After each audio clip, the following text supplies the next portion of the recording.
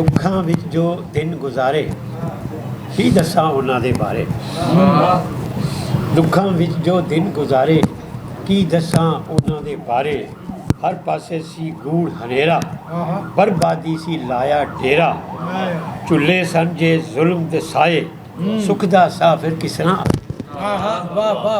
ਝੁੱਲੇ ਸਨ ਜੇ ਜ਼ੁਲਮ ਦੇ ਸਾਏ, ਸੁੱਖ ਦਾ ਸਾਹ ਫਿਰ ਕਿਸ ਤਰ੍ਹਾਂ ਆਏ। ਹਿੰਦੂ ਤੇ ਅੰਗਰੇਜ਼ ਮਿਲੇ ਸਨ, ਸਾਰੇ ਸ਼ਰਅੰਗੇਜ਼ ਮਿਲੇ ਸਨ। ਹਿੰਦੂ ਤੇ ਅੰਗਰੇਜ਼ ਮਿਲੇ ਸਨ, ਸਾਰੇ ਸ਼ਰਅੰਗੇਜ਼ ਮਿਲੇ ਸਨ।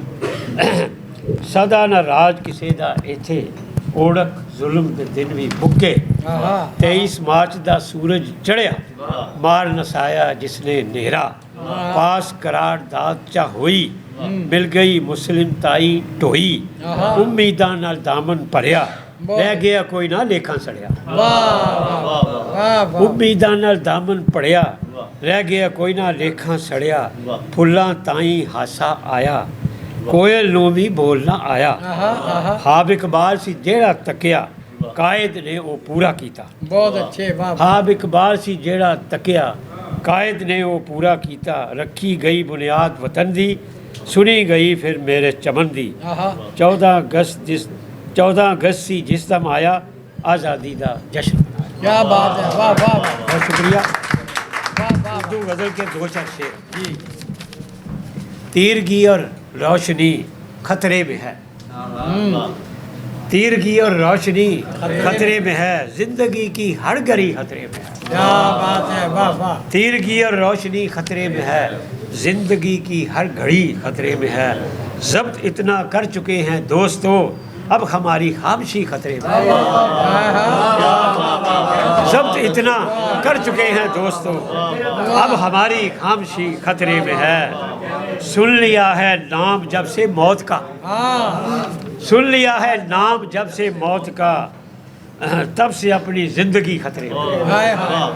سن لیا ہے نام جب سے موت کا، تب سے اپنی زندگی خطرے میں ہے۔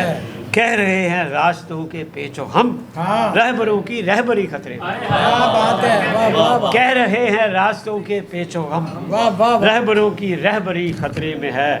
جب فلک پر ابر چھایا ہی نہیں، جب فلک پر ابر ہی چھایا نہیں، کس طرح پھر چاندنی خطرے میں ہے۔ اور کھا گئی حرص و ہوس دستور کو، کھا گئی حرص و ہوس دستور کو، آبرو جمہور کی خطرے میں ہے۔ کھا گئی حرص و ہوس دستور کو، آبرو جمہور کی خطرے میں ہے۔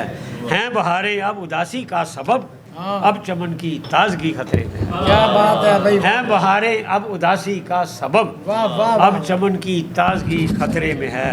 خواب غفلت سے نکل آئے ہیں لوگ، خواب غفلت سے نکل آئے ہیں لوگ، رہبروں کی بے حسی خطرے میں ہے۔ کیا بات ہے، واہ واہ واہ۔ خواب غفلت سے نکل آئے ہیں لوگ، رہبروں کی بے حسی خطرے میں ہے۔ اور بکتا ہے سامنے آتا ہے شاہد بار بار، سامنے آتا ہے شاہد بار بار، آنکھ کی پاکیزگی خطرے میں ہے۔